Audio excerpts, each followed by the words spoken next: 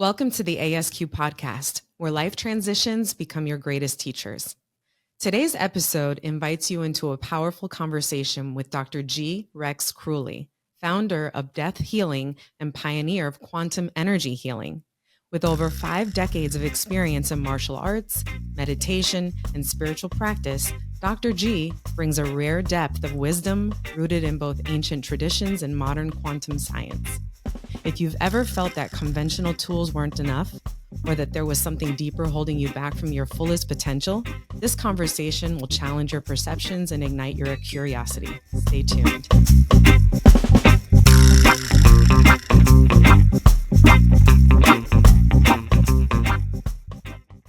Hello, Dr. Kruhly. How are you? Thank you so much for being with us today. We're excited to talk to you.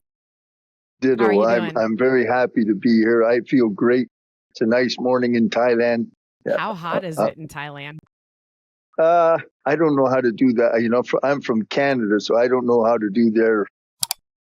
I say Fahrenheit, so it's always way up in the 90s, and maybe some days in the early hundreds.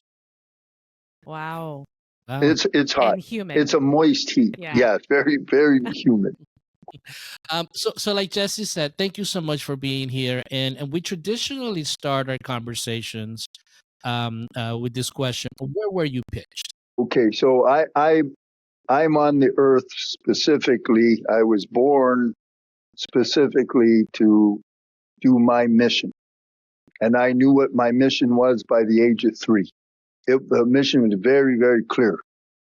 I'm strictly on earth to help save humanity, specifically. And at this time, 54 years later, I'm able to do that in groups up to thousands at one time. That's called morphic field physics. So it was a lifetime mission to become Dr. G. Rex Kruhly. I was born in Windsor, Ontario. Very unlikely. My dad was a Polish man, tough as nails. He was a boxer in World War II. Grew up in the Great Depression from Polish immigrants. Doesn't know any more about spirituality than I know how to be the tooth fairy. Think of a guy like Charles Bronson. My mom's a doll. Her relatives are from England. She is just a full-time great mom. Same thing, doesn't have a clue about any of that. I'm strictly designed to do what I do. And then I had to go through tremendous suffering to become Dr. G. Rex Kruhly. So I've had my back broken in half, and I was a professional martial specialist. When I entered into spiritual life is through Japan and Zen. And then I had all of these huge injuries. My family abandoned me emotionally at the age of 6. So from 3 until 6, I was cherished and everything is fine. So subconscious mind is being programmed. Everything's wonderful because I'm the oldest son, first son. When I failed grade 1, my father didn't know how to handle that. And because of Windsor, Ontario back then, they used to publish all of the kids' grades in the newspaper. So the entire city of Windsor knew I failed grade 1. So Dad didn't know what to do or how to handle that emotionally. So he just walled off. And then everyone else all just walled off. So when I went back to go into grade 1, I was humiliated. So it was a rough time. And I noticed in movies that people who were loved or respected were fighters. So I became the toughest guy in the school. And then by 13, I was training hard. By 18, I was a professional martial specialist. And I became in the top 1% of Aikido specialists in all of North America. And I taught the military. I taught NASA scientists. I'm the real deal. I don't kick watermelons with funny pajamas. And I represent real samurai society. trained 46 years, have over 50,000 hours on the mats. And then through that process and always getting massive injuries, I met all these world-class doctors like George Goodheart Jr. When I broke my back in half, I was 27. And George Goodheart Jr. was the founder of applied kinesiology. He passed away a long time ago now, but I was with him for like 16 years. So he's a genius of geniuses. And I met so many genius doctors. And then when they took my dojo away from me, I built a big dojo in Silicon Valley. That's where I trained the military. And my dojo became known around the world. And then when they took that away from me, that knocked the wind out of me. And I didn't know what to do for the first time in my life, lost my way. So after 2 years of shock, I decided to go back to school in my late 40s and become a doctor. And I became a doctor. And during that time, I don't do anything by academics. I think academics is the biggest waste of time this side of whatever. So I apprentice under masters, and everything I do is from apprenticeships. So I apprenticed under world-class doctors. And after I graduated, I got married to a Texan, and because I was in Texas. And then when we moved to Georgia, and there I met the greatest doctor that I ever studied with is Dr. Larry Habersky. He's the one who taught me cognitive dissonance, the quantum field, and Larry is in a class by himself. And over the years, I mastered a number of different systems, and but I never had any success whatsoever as far as business went. And I didn't know about cognitive dissonance that was blocking me till I met Larry. So I apprenticed under Larry for 8 years. And all of depth healing is based off of what I learned from him. And then in 2012, the divine, I got my direct connection to the great compassionate light. And then they transferred and channeled to me depth healing. So depth healing is strictly a channeled system. All of the great systems are channeled. It's all channeled. So I went from being a network chiropractor to being a distance healer, and I treat thousands of people all over the world now for everything and anything, because depth healing is designed to handle everything and anything. And I have direct support from the divine. Anything that my area of expertise is the 3rd, 4th, and 5th programs. So you have 10 programs that control you completely. My area is the 3rd, 4th, and 5th, which means from the time you're conceived until whatever age you are now. 6th, 7th, 8th, 9th, and 10th programs are strictly with the divine only. I can influence the 1st and 2nd programs because they're brought in at the moment you're conceived. When dad's sperm penetrates the egg, programs 1, past lives, and program 2, your genetic inheritance, going back 6 generations on mom's side, 6 generations on dad's side. Those traits come in and are drawn in by resonance based on mom and dad. Their state of mind, the geophysical place they make love, everything, that forms a field, a resonance.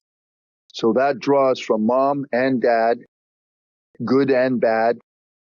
Karmic debts, if there's karmic debts, they'll come in at that time. The vasanas come in on the 1st, that's of past lives. That comes in by resonance.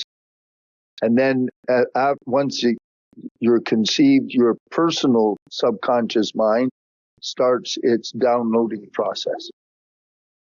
And then that subconscious mind, the subconscious, runs continuously into the unconscious, which then goes into the collective, and it's all in strata. Mm-hmm. Does that make sense to you? Yeah, I mean, one of the things that we like to look into it's that relationship of consciousness and our present moment, right?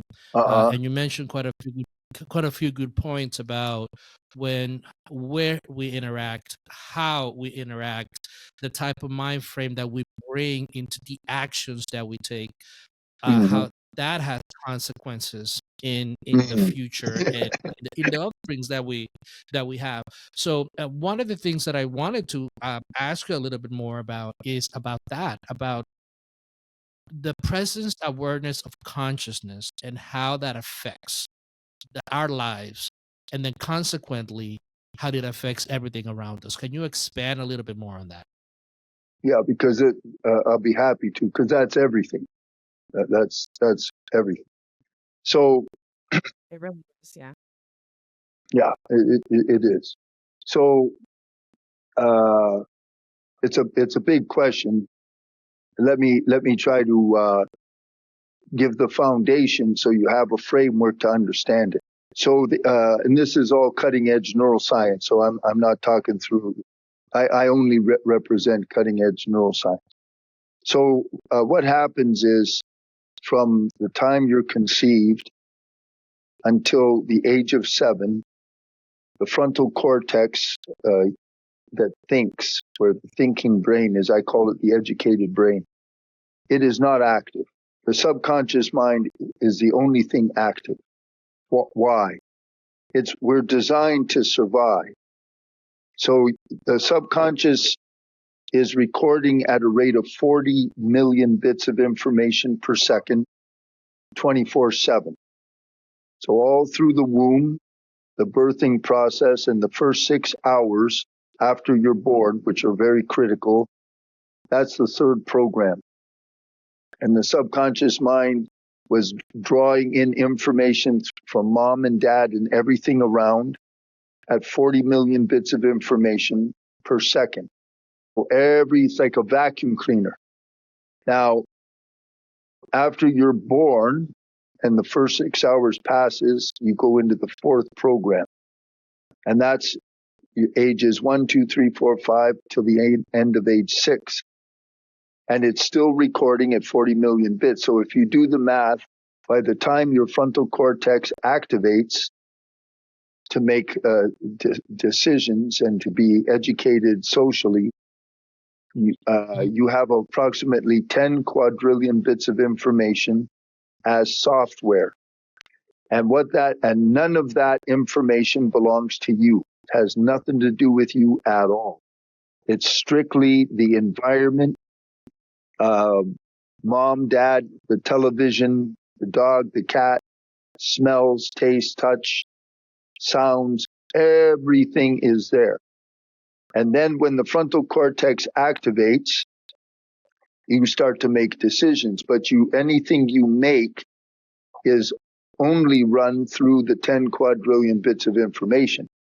So if you think something's good or bad, right or wrong, it's all qualified through the subconscious. So the conscious brain, the consciousness that you're thinking of, where you and her are deciding to do something, you want to do something, and you want to be conscious, that's only active 5% of the day. And the rest of the time, it's unconscious.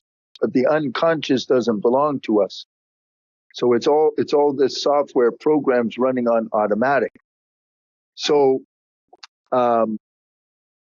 that's why they don't never find objective reality. That's all just nonsense. So depending on what's in there, it gets activated by environmental triggers. And there's a corresponding different personality for whichever place or thing you're encountering. So the subconscious, think of it as this big latent sea of information, feelings, perceptions, everything.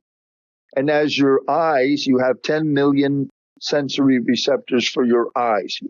approximately 11 million sensory receptors, 10 million just to your eyes. So as you're looking out, whatever you see, and which is entangled maybe with sounds or whatever, it starts the program. It activates things in the subconscious, and that's what you're perceiving. Everything you perceive has a frequency, a vibration. Now, the world and your friends and your family and your wealth and your health and everything runs by the law of resonance. And whatever your primary frequency is, it's like the majority rules sort of a thing. So when I was filled with rage, I lived with rage for nearly 30 years, and I developed breast cancer. They had to cut it out of me, and no medicine or nothing, just removed it. But it was from anger. So that frequency, now we're looking at epigenetics. The frequency is anger. It's about the future, so it's on the right side of my body. The right side is today forward, left side of your body is today backward. And your body talks in symbols. So it's a chess means my place in the world and my success and so forth. I was very angry because I didn't understand why I couldn't be successful. Now I understand. I took care of all that, and I'm a very wealthy man. But until I found all of that, so the cancer had to be removed. But it came from the frequency, because what I was perceiving infuriated me. When I went to become a doctor and I saw the crap they teach and all the brainwashing and the garbage from the lies and everything from the pharmaceutical company have commandeered those places. And I was in shock at what I was seeing, because I'm not a kid. I was in my late 40s when I went there. I already knew what the truth was. I already knew doctors like George Goodheart Jr. and Gary Klepper and Alan Zadkin and Luke. So they couldn't lie to me, but I hated what I saw. And I developed thick cataracts on both eyes epigenetically. I had to have those removed because I couldn't stand what I'm seeing. So the perception of how you see the world, or what you want to do, everything is being filtered through the subconscious. It gives you a frequency, and then the world brings that to you, or you to it. And the beautiful thing about a human being is all of the programs can be changed. So it's just like a computer, because that's all you are, is basically a biocomputer. And then the high consciousness, that's the divine, it utilizes the biocomputer. Your brain is just an antenna system. So if we have a laptop, let's get a real fancy one. It's really nice. That laptop, it can do whatever the software it has. So if the software is all satanic something, that's what the computer does. If you remove that software and put in really beautiful, nice, Zen-oriented, loving kinds of software programs, that's what the computer prints out. So you're the computer, and the software can be changed. When the software is changed, the perception changes, the brain's wiring changes, vibration changes, and therefore your experience, your health, wealth, everything changes by resonance. And then it gets complicated over and above that with things like karma, karmic debts. There are entities that can occupy you and use you. Very common, like extremely common. So those are things that are over and above us, because the global collective is the real determining factor. And anytime you have a collective, you have an emergent property. The emergent property is a consciousness that controls and manipulates the collective that formed it.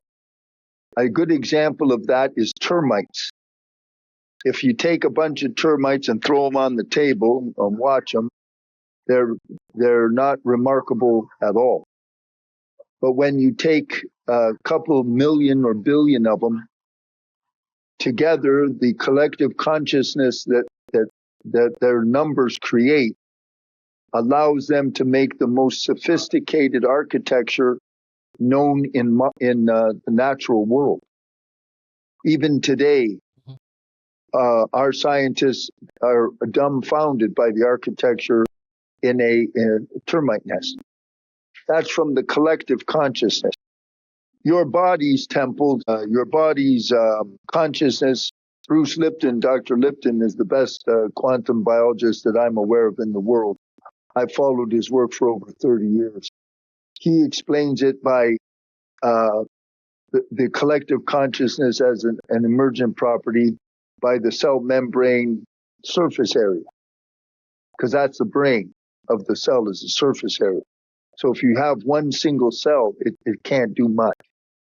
But when cells join together and they form a membrane, the surface area of all those cells together has more computing power. It forms a consciousness, and that membrane can perform complex functions. When a whole bunch of membranes join together, they form an organ. Now the collective consciousness or intelligence of the organ is massive compared to the single cell. We're all single cells in the collective, and then we're conjoined with all the plants and all of the earth and all life. That's the real collective. And the collective is massively in trouble. Just massively. So can I ask a question? Like, yeah. This is blowing my mind because I'm hearing you and it sounds very spiritual and existential, and I'm digging that. But and if you watch our podcast, you'll know I'm more of the practical person and he's the philosophical person. So I can appreciate everything you're saying, but is it, you touched on this because you talked about, like the noise and like societal expectations, or you alluded to that, right? That kind of manifests in how we develop and who we become. So in your work, what does that look like when you're working with an individual in terms of how does the quantum healing and the process go when you're working with somebody? I guess that's okay. Give me an area, honey. What do you want? You want health, wealth? Just pick an area. How about relationships? Okay. So I feel like relationships is hard. Yeah, you can say that again. But if you two been married all those years, that says that you two that's fantastic. I've been with my now, my second girl for 10 years. And that's nice. Really nice. I was in a marriage earlier for 13 years, and we found each other to heal traumas in each of us, which I found mine. I don't think Tammy found hers. I don't know, but it was a bad marriage. But anyway, let me give you an example of depth healing in action regarding relationships. So one of the things that I do is I heal broken hearts. Okay. So, the first thing what I do when I'm going to heal a broken heart is, first I remove all of the pain and the suffering and everything between her and him. I'll remove it. So it's like an emotional detox. That's those pains and perceptions are locked in as frequencies. I disassemble them and disintegrate them using destructive interference waves, matching frequencies. And then I build up, I'll build up just their state mentally using constructive frequencies. So the perceptions are changing. And then I have a procedure called a energy exchange.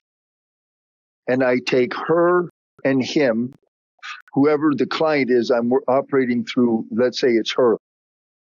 And in this procedure, she will come face to face with him, and all of her, however many years have been invested in him, will be drawn out of him back to her in its original essence, and all of him and her will be removed back to her, him, in its original essence. And then at that point, it's as if they never met each other, ever. And then there's a exit that is done in the ceremony. And what happens is every day gets, they just naturally, they don't even think of each other at all. If they were to think of each other, there's no emotional connection whatsoever. So that's one way. Another way is this. Let's say I get thousands, hundreds of women, beautiful women like you, and they're lonely. They're really lonely. They can't find a guy. So I go in and I find out why. So we find out that when she was 7 years old, her uncle raped her for like 3 years. And that damage is in her. Doesn't matter what therapist she saw or any. That stuff only goes maximum about 40% deep. The fact that she's calling me and she's a beautiful woman, can't find anybody, or if she finds a guy, he beats her up. He's rough. He's abusive. That's because of resonance. Her frequency, those years of rape, is alive and it has a resonance. And that's why that type of man comes. Or if she's got wounded in such a way that she hates men, she wants one as a grown woman, but inside the subconscious, which has 1 to 2 million times more power than the frontal cortex only processes 40 bits of information a second. It's nothing. So she has this frequency of hating men, actually, don't trust, so nobody comes. So I go in and I can surgically, the difference with me is I have surgical accuracy. This isn't psychic or anything like that. I do exact surgical removal of neural nets, downloads, imprints, and I erase them.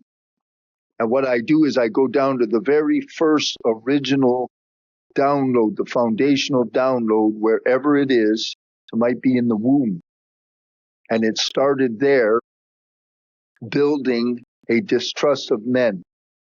And then after she's born and she gets a certain age, that program, that foundation activates, and that she does get raped. Then that confirms, and then the next confirm.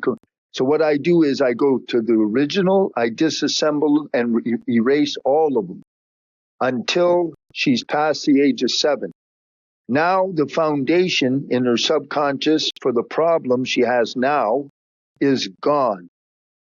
Then we come up to her in present time and we say, is there any active program anywhere in her field or consciousness that is creating or supporting loneliness and the fact that men don't approach her? And if I get a yes, I disassemble it and I shut it off. Once it's shut off, it's gone. When it's gone, her brain, everything happens in real time when I do depth healing. So everything changes. And now when she goes into the world, that she has a attractor energy, not a repulsing energy. I do the same thing for money. So does that make sense? Yeah, it does. Absolutely. I think I mean, I might be missing something, but when you're saying the process of what you're doing makes 100% sense to me. But are you doing this where you're like putting them in a hypnotic state? I don't need any of that stuff. I do it. Okay. I do it. I just do it right now. I tie into the divine. The divine channels everything through me. I have all of my science, all of my frequencies. I have hundreds and hundreds. And then I just literally do the session in real time. Okay. Wow. That's really amazing. It is, because I didn't go to school to learn this. The divine taught me that. I didn't know anything about that. Right. Wow. Yeah, no. I was trained as a regular chiropractor. Just like Joe Dispenza. Everything Joe Dispenza does is all through Ramtha. Without Ramtha, there's no Joe Dispenza. I met Dr. Dispenza in 2004, studied under him. He studied under Ramtha, which is a disembodied light being, for 20 years. He doesn't talk about that now, but that's the only reason. Everything he does is the only difference with him is he focuses on meditation processes that require tremendous effort. With me, what takes months or years to do, I do in 10 minutes, half an hour. Yeah. It's completely different. You mentioned in your bio that you through your experience, as a man growing up in the West, filled with anger, and as you know now, our Western society, when it comes to men, are struggling in many different aspects. The anger, the isolation, all those issues. I do some work with men, and everything that you mentioned from that point of view of anger manifesting in our Mars area, the way that in our inability to confront and deal with vulnerability. Tell me or share with us your take on the modern men, the challenges that they're facing, and what are the things that you could do to help them transcend this stage, which is on one side, it's a developmental stage for men to go to a different plateau, spiritually speaking, but also that's fraught with a lot of pain. So can you expand on that? Tell us about your work with men and some of the prescriptions that you have for them. Yeah, it's one of my areas of expertise. I follow the work of Robert Bly. Are you familiar with Robert Bly? No, I'm not. Is that right? He was the leader of the men's movement. So the book I'll recommend for you, and it's even better if you listen to him because it's on YouTube where he reads it himself. It's called Iron John by Robert Bly, B-L-Y. And I'm an initiated male in my late 40s at the land of my grandfathers outside of Dallas, Texas. And that's a group called I believe they're called the Young Warriors. It's been so many years. And it's a male initiation, beautiful ceremony. I was an initiated male immediately. So, and then I've been concerned about men and manhood my entire life. That's how I found Sensei and became, my rites of initiation came through martial ways. So pretty hard to overcome what's happened to men in the Western Hemisphere because it spans down. It's a very sophisticated and complicated situation. The first part starts at the Industrial Revolution. So prior to the Industrial Revolution, because all men are not born, they are made. They have to be made. And the only thing that can make a man is men. No woman can ever initiate a man. So before the Industrial Revolution, boys spent their days with the elders, their uncles, grandfathers, with their father a lot. And there's a lot of natural transfer that cannot be put into words between when he's near his father and his father's energy field with his grandfather, and then there's the whole proving ground that they go through, and it's supported by the men and the elders. But in the Industrial Revolution, the men were removed from the house.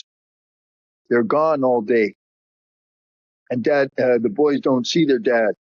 By the time the dad finally comes home, he's exhausted. He's been humiliated all day long, especially in the early factories.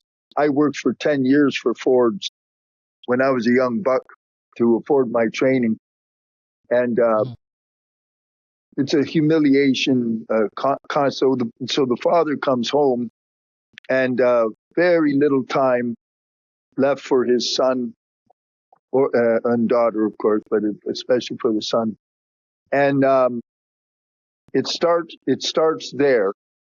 I think the average boy in America gets to see his dad with quality time something like 11 or 17 minutes in a day. Wow. So it's completely worthless. Then the school system is a homunculus. All male mode of feeling is completely removed. It's actually punished in a lot of schools. When I was a staff doctor in Tennessee in 2014, in Winchester, Tennessee, and it amazed me because Tennessee is a lot of good men and strong, hard-working men. But the boys were actually kicked out of school if they did anything that a boy does. Any male mode of feeling, completely being brainwashed right out of them.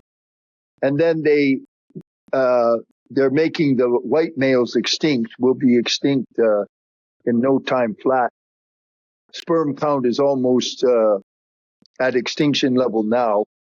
And to have a male child is becoming rarer and rarer and rarer. And if you follow medical information, I'm sorry for you because it's all lies and garbage. If you want the real truth, you got to go to people like Dr. Bob Rakowski or actual real doctors. So what they did was with the foods and chemicals and the water, the sperm count went from, let's say the sperm count should be this high, it's down here now. And there's a mathematical number, I don't know what it is, and then the population goes extinct. It's just a matter of time. So they effeminate, I don't know how to pronounce that word, the guys, they want to get the men all in touch with their feelings and everything. That's beautiful, and that's important. But they took away everything that makes a man a man. And as Balthazar Gracian said, nothing so becomes a man as to be a man. But what is a man?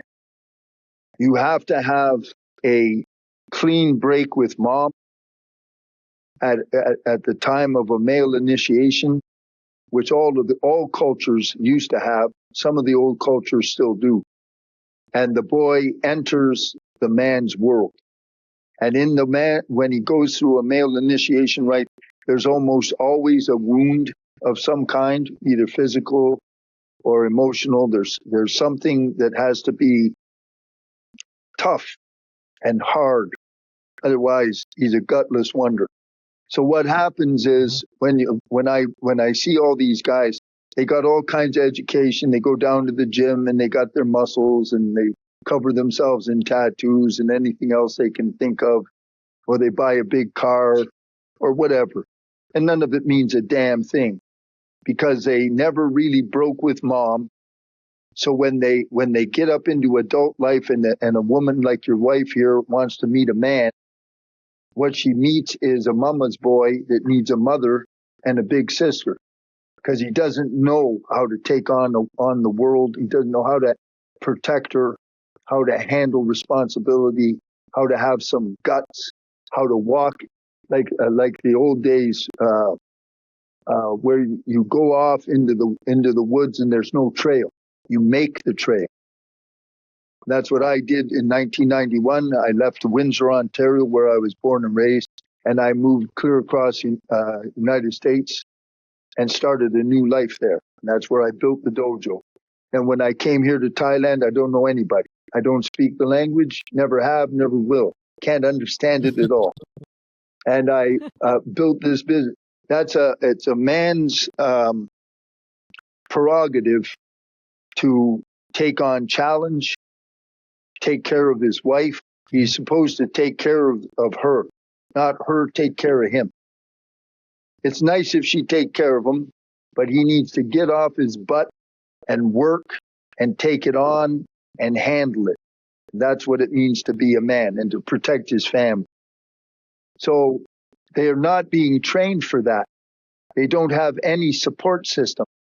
The elders nowadays in America, no one even looks at elders. You know, I'm almost 70 years old now. They just think of me as some old man. So if you don't have the elder men, what are the younger men? What are they going to learn from? AI? Who's the model? Yeah. AI.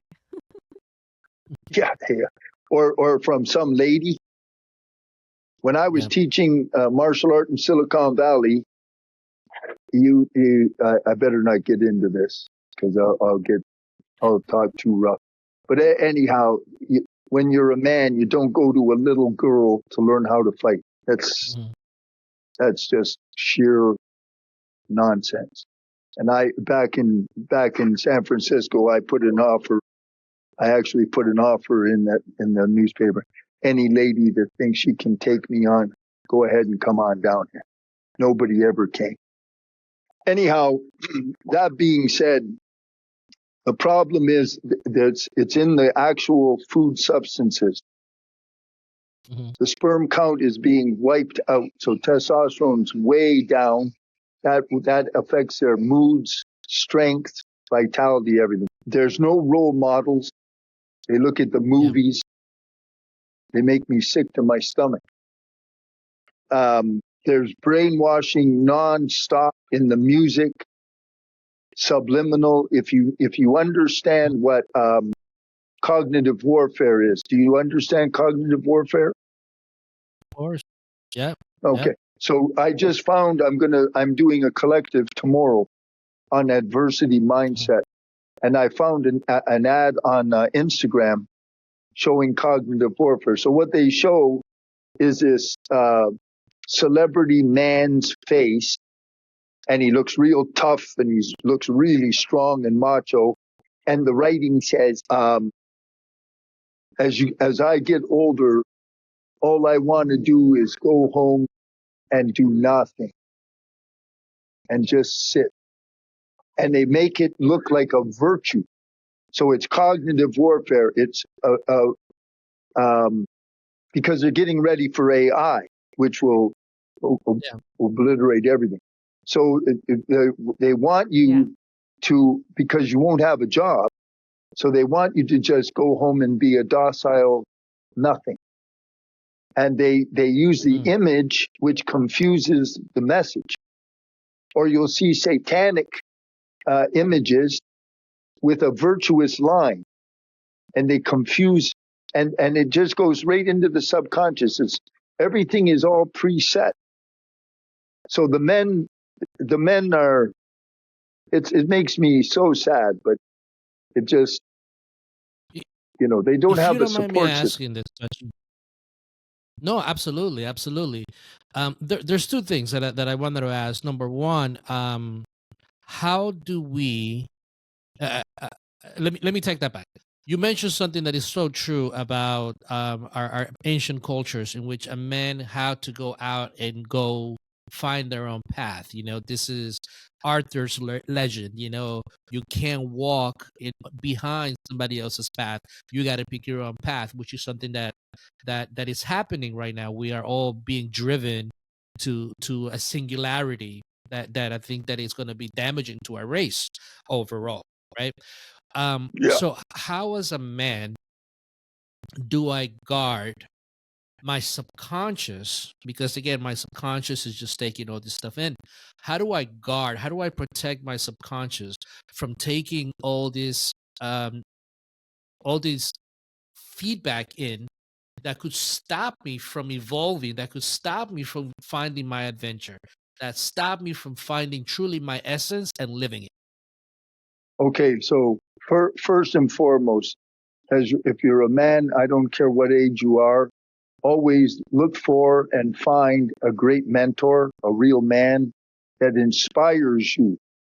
And you don't stay with him like 1 hour a week or something. You stay with him for years and you learn and study under him. Whether it's long distance or not, I don't care. Close, of course, is always better. But you need a real mentor. 2, you should do this with everything. You guard the gates of your mind. What kind of cognitive priming are you looking at? So if you're a boy or a man, or you want to be a man, you find people like Marcus Aurelius, great personages, like great iconic men and leaders, teachers, and that's what you absorb. And the mentor and associations with men. And you try to find association with men that are progressive or that demonstrate real virtue. People don't even know what virtue is anymore at all. Yeah. And already the idiots that have designed extinction with their AI is already showing blackmail, lying, everything to the people that made it. So I don't think I should go there with you right now. But what you got to do is you have to select and guard yourself to cultivate being a man, cultivate masculinity, study what is masculinity, what does it mean to be a gentleman instead of the village idiot. Dress properly to show that you respect yourself and learn what it means to be dignified. Mm-hmm. You know, if you read Odysseus, it says, it describes him getting dressed in the morning. He wakes up, he gets dressed in the morning, and he finishes everything and grooms himself, and he says, and he looked like a god. And then you go on the street and see all the bums. They think they look cool. They look like they make me sick to my stomach. Be a man, look dignified, have presence. Now, another point I wanted to say too is you don't have to be the kind of man that goes through the forest like King Arthur's journey. You can be behind someone, but who do you want to be behind? I'm behind Dr. Larry Habersky and Dr. Bob Rakowski and Dr. Jeff Britton. I'm standing on their shoulders. That's how I know what I'm doing. Grant Kruhly didn't invent quantum physics, you know. I just use it. So there's nothing wrong with picking a path, but find the mentor to do it with. So you're learning from a human being that's suffered, knows life, understands relationships, understands what it means to struggle.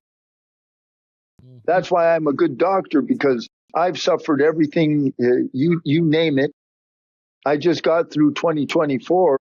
I couldn't walk or anything. I was in a massive car crash on March the 3rd, 2024.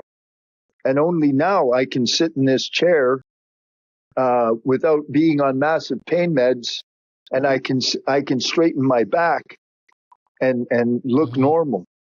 Because I came to this city, I found these two great genius doctors, two chiropractors, absolute geniuses. I had to move from Chiang Mai here to see those guys. If it wasn't for them, just to get across this room used to take me 5 minutes. Just to walk a couple of feet. For the whole year I was like that. But so I understand empathy for neuropathy, because that was a neuropathy.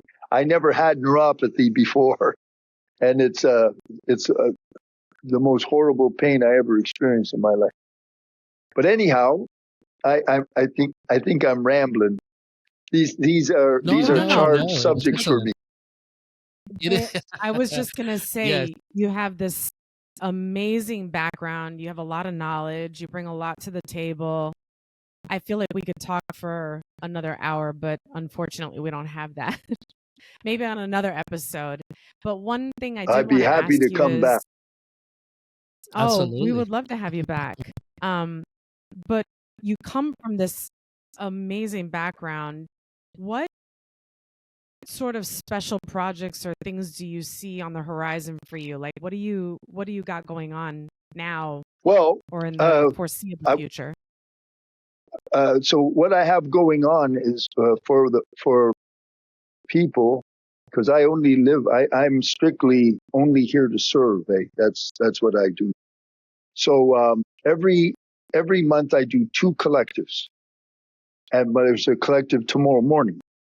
So it's if in America Wednesday evening is my morning, and this collective is working on a mindset to take on adversity, because in 3 to 5 years the entire world will be unrecognizable because of AI, and you need the consciousness to be ready for it.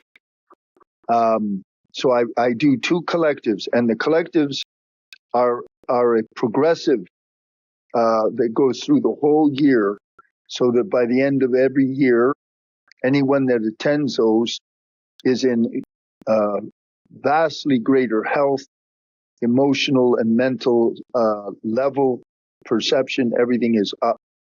Wealthier, everything is up. And every month I do a free full moon ceremony. And in that ceremony, I don't act as a doctor. I'm a spiritual teacher. And I have empowerments to tie in the divine for all the people who attend. And the people who attend, they write out formally 2 prayers.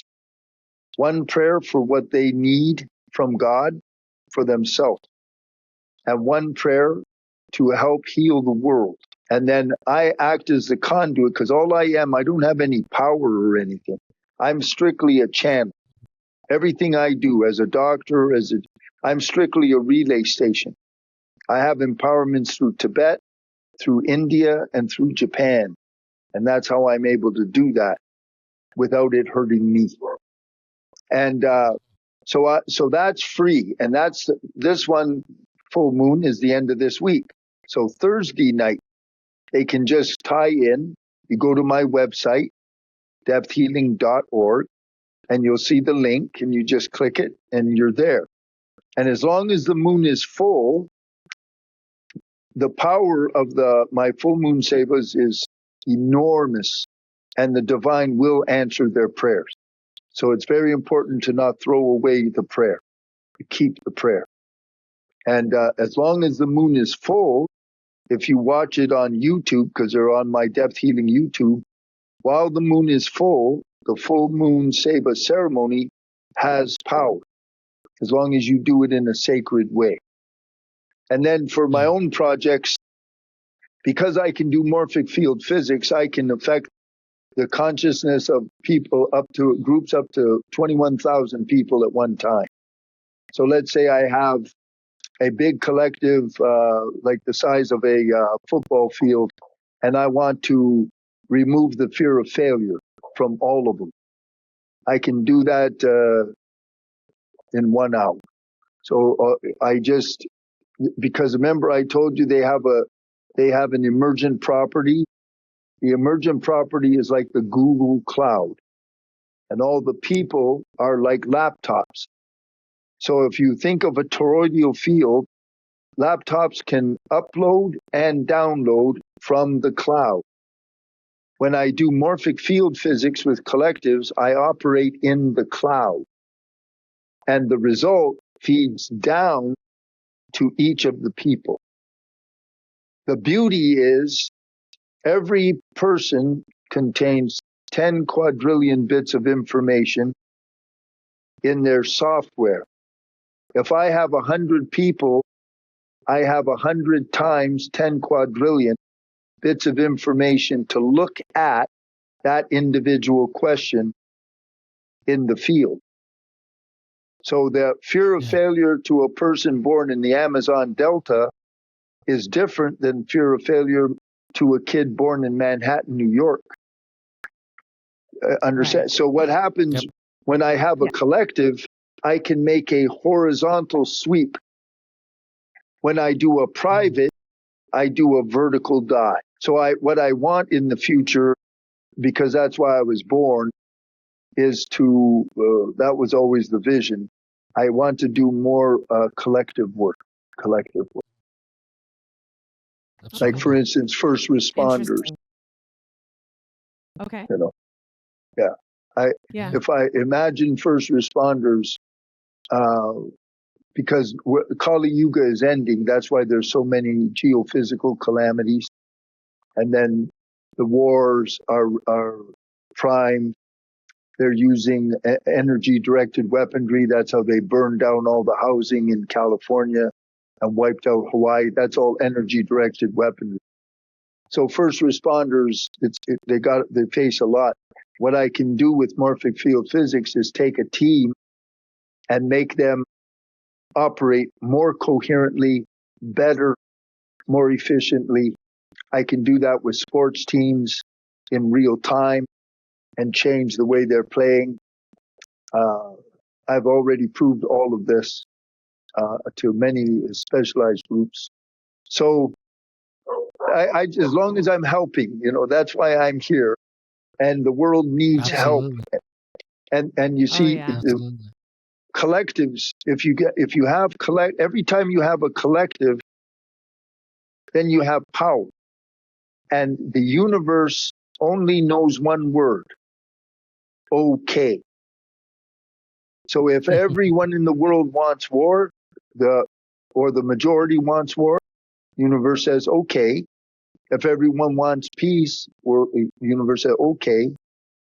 That's all it does. And it does that individually for our consciousness as well. So the trick is all consciousness. And that's my special. Awesome. That's amazing. So to that end, unfortunately, because we do have to come to an end. That's okay. Our viewers and listeners wanted to get in touch with you. Can you give us how would we contact you? Yeah. So if you're listening to this and you got a pen, I'll tell you the phone number to WhatsApp. It's Depth Healing WhatsApp. And it's plus 66 80 463 9056. And then the website is depthhealing.org. If you go on YouTube, look for Depth Healing, or just type in to find me all over the place, Dr. G. Rex Kruhly or Dr. Grant Kruhly. And there's Facebook and all that kind of stuff. I don't do, I have an admin that handles that stuff. I don't know anything about it. But I'm nice and easy. Media. And then the other thing is, folks, I handle everything myself. So I'll answer you. Awesome. I'll take care of you. Everything is me. And there's not going to be some coach or something. It's me. I'll take care of you myself. Very good. Dr. G, personally, thank you so much. You have so much insight. It is so good to hear someone having such a deep grasp on the subconscious and also our collective conscious and the need of individuals to transform so the collective transforms. So thank you so much for your insight. We really, truly appreciate it. Thank you for joining us today on the ASQ Podcast. If today's conversation with Dr. Grant Kruhly sparks something in you, whether it's a desire for healing, a deeper understanding of energy, or a curiosity about what's possible beyond the physical, we invite you to explore more. You can learn more about Dr. Kruhly's work by visiting his official website linked below. And if you're walking through a life transition of your own, remember, The answers you seek aren't always found in the external. They begin with the quest within. Until next time, and remember, find meaning, navigate change, live and lead fully.